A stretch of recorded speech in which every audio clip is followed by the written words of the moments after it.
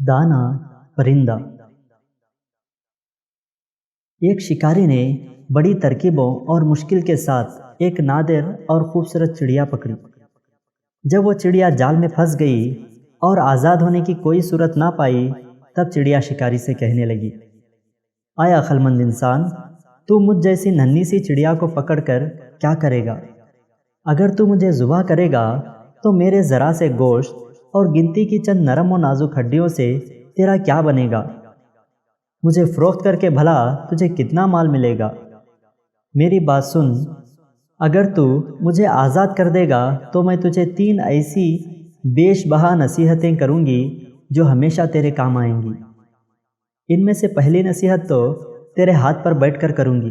वो नसीहत ऐसी होगी जिसे सुनकर तेरा खून बढ़ जाएगा। दूसरी नसीहत दीवार पर बैठकर करूँगी जो आला दर्जे की होगी। तीसरी नसीहत दरख्त की शाख पर बैठकर करूँगी, इसलिए तेरी दानाई, जवामर्दी और दूरअंदेशी का तकाजा यही है कि तू मुझे आज़ाद कर दे। इन तीनों नसीहतों पर अमल करके तू दुनिया में बड़ा नाम पाएगा। शिकारी थोड़ी देर गौर करने के बाद राज़ी हो गया। चिड़िया उड़कर शिकारी के हाथ पर आ बैठी।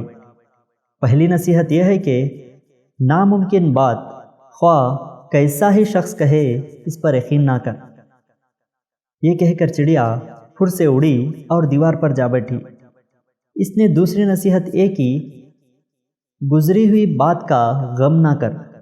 इसके बाद चिड़िया ने कहा, मेरे वजूद में 10 दरहम वज़न का ऐसा कीमती मोती है जिसकी कीमत हफ्ते अक़लीम में कहीं नहीं।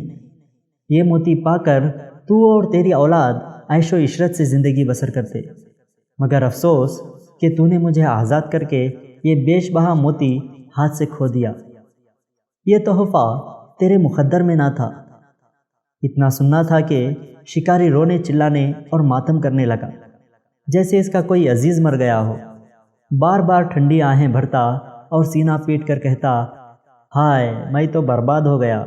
मुझ बेवकूफ़ ने ऐसी नादिर चिड़िया को क्यों आज़ाद कर दिया? नन्ही सी जान ने मुझे हथेली में जन्नत की झलक दिखलाकर लूट लिया। शिकारी जब रो धो चुका, तब चिड़िया ने कहा, ऐ बेवकूफ़, मैंने पहले ही तुझे नसीहत कर दी थी कि गुजरी हुई बात का गम नहीं करना चाहिए। जब यह बात हो गई तो कफ़े अफसोस मलना किस काम का? दूसरा, चिड़िया ने कहा, अरे नादान, तूने मेरी पहली बात गौर से नहीं सुनी थी। मैंने कहा था कि नामुमकिन बात का हरगिज़ यकीन नहीं करना चाहिए, ख्वाह वो कैसी ही क्यों ना हो।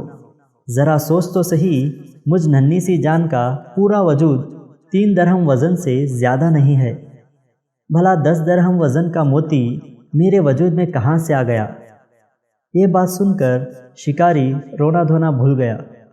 हैरत से चिड़िया को तकने लगा और कहने लगा, बेशक तू ठीक कहती है। फिर शिकारी कहने लगा, अरे नाजुक बदन चिड़िया, मेहरबानी करके वो तीसरी नसीहत भी करती जा। चिड़िया ने कहा, अरे भाई, तूने मेरी 2 नसीहतों पर कौन सा अमल किया जो तीसरी नसीहत भी मुझसे सुनना चाहता है? वो कीमती नसीहत तुझ जैसे बेमौक़ इंसान के लिए नहीं है।